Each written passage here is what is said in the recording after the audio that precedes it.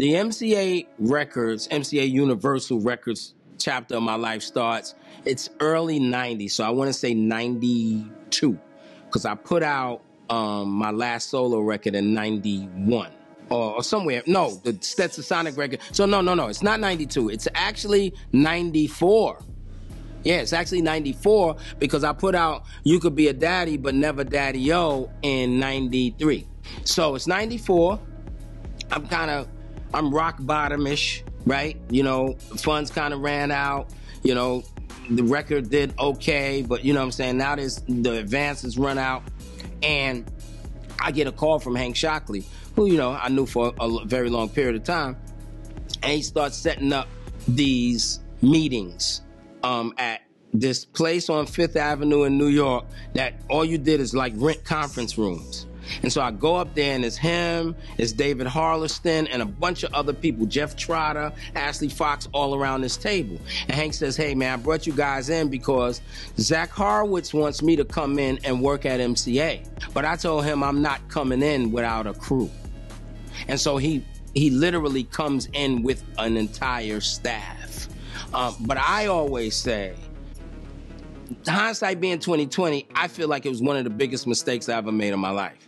Now, salary-wise, it was beautiful as an introduction. I was 90 a base, but by the end of the year, they always had to pay me at least 120 based on the production, because they had to sign me as an A&R guy, but then they had to do something with production because I was a producer. And that was just going to be internal things that I do for them, whether it's a remix. That's how I ended up doing a remix on Sublime and some of the other stuff that I did. So salary-wise, it was cool, and there was some great experience. But what I noticed in my life, and it's still kind of, I'm not going to say it plagues me till now, but it does follow me till now, is the independent part of my life, it's like it fizzed out. You know what I'm saying? Like it's like, you know, when you got a Mac and the cord just goes brown. Like, you know, you got to go back to the Apple store because now your charger is just gone. And that's what happened. It's like guys who, like say for instance, publishing companies, when I was independent, when I would call them, they would know I'm kind of calling about work. Right? They would know, you know, oh, Daddy was calling, and sometimes they wouldn't even pick up my call until they had something for me. They'd be like, hey, what's Daddy? I know you've been calling me. Hey, man, I got something for you. There's this person you could collaborate with. There's this man. Maybe we should sit down and talk about some other things. They know I'm calling about that. Now the whole thing reversed. Now they were calling me because I was the A&R guy sitting in the seat, you know, to try to get some of their stuff placed and all of that kind of stuff. And so the whole thing switched. And for me, the reason I feel it was, I don't even know if I want to use the word mistake. I'm just using it because I got no other word. For me, the reason I feel it was a mistake is because I was never going to be a career record company guy. There's some guys that, you know, every time you walk up to them, you say, hey, man, where you at now? Oh, I'm over at Columbia now. Hey, man, where you at now? Oh, man, I'm over at Warner. I was never going to be that guy. I didn't even take the job on the basis like, oh, I'm going to be working at record companies for the rest of my life. It was gonna be a part of the experience of my life in general. But I was gonna, you know, always try to expand, grow.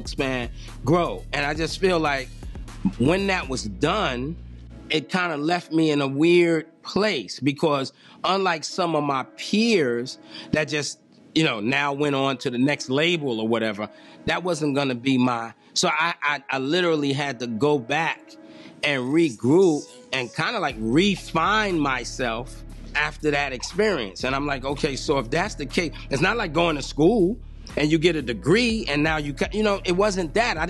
There was no graduation there for me. I went there and taught them things. When I got to MCA, they didn't even know what email was. They was using Lotus Notes. I went in there and I said, where's my email? They said, what is email?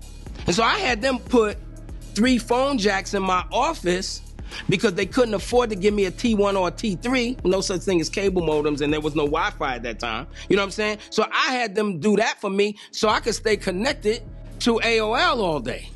Because at home it was costing, you know what I'm saying? But they didn't even know what email was there. I mean, I taught them a lot. The way I gained at MCA was being underneath Hank. Being underneath Hank was amazing. Being underneath David Harleston was amazing. But let me tell you how crazy it was. When I got there, I hated the name department. It sounded very limited. You know, children's department, woman's department. I said, we're not the black music department. We're the black music collective. Look at Ashley. Look at Jeff Trotter.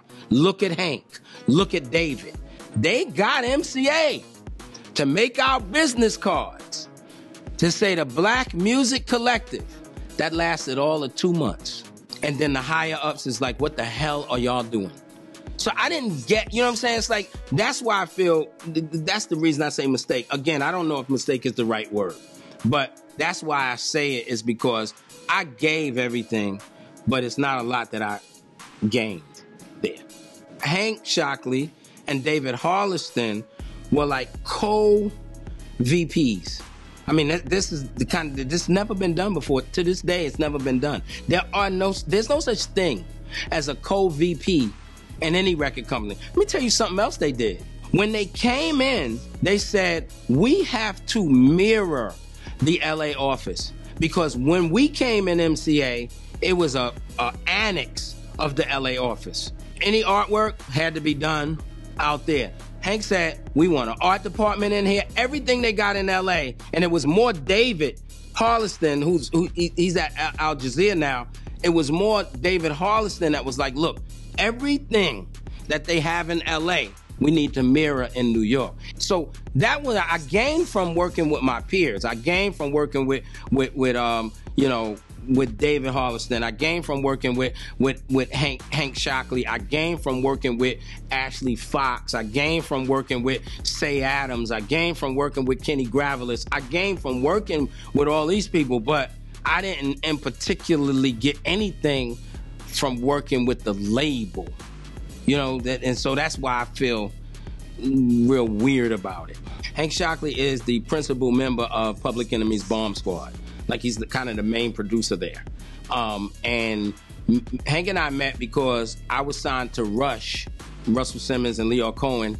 I was signed to them as management, and Lisa Cortez, who now does film, she was working for Rush at the time and came up with this idea called RPM, which was Rush Producers Management. She told Russell, why don't we pull the producers that are in the groups that we manage and set up some separate work for them and get some other checks. So they pulled me, Prince Paul, and DBC out of Stetson Sonic. Hank Shocklee, of course, in the Bomb Squad was getting independent work. Oh, and Prince Paul out of my group. Grandmaster D from Houdini, et cetera, et cetera. And so Hank always did Big Brother things to me because there would be stuff available, right? Like the Chili Peppers, the B-52s, the Fine Young Cannibals, like all of these remixes or something available. And Hank would be like, yo, get at the Daddy-O, because Daddy-O like alternative. Like, they wasn't really into it, but me, I love alternative. So that's how I ended up doing Sonic Youth, B-52s, all of that stuff. And a lot of that was ushered in by Hank. You know, saying, hey, you know, Daddy-O can do the urban stuff all day, but he loves that alternative stuff. So when stuff comes in, give it to him. And so we became, you know, me and Hank Shocklee became tight then. And so by the time he called me for MCA, it was like, oh, we get a chance to work together again. And basically now this is our thing, and we can, you know, we can institute our, you know, execute our ideas. Don't get me wrong, like the marching and all that stuff and the protest and all that, like, that's cool, we need that.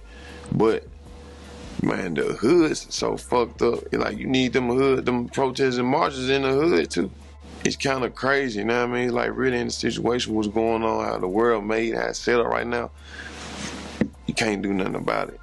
Fife, I was the first person, you know what I'm saying, I kind of connected with on a major label type of thing as an artist on the Family Tree Tour that really like checked my beats. I was like, man, you know, like, you really dope. It's like, it gotta be real and it's official. And when he played the record back then, it meant something. So I understood now, but you didn't understand what he was going through. But when he played that record and we heard it for the first time on the radio, man, that was a crazy moment right there. It was like, we did it. He showed me, like, I mean, 9 or 10 composition notebooks of rhymes. And when I saw that, I was like, wow, he writes.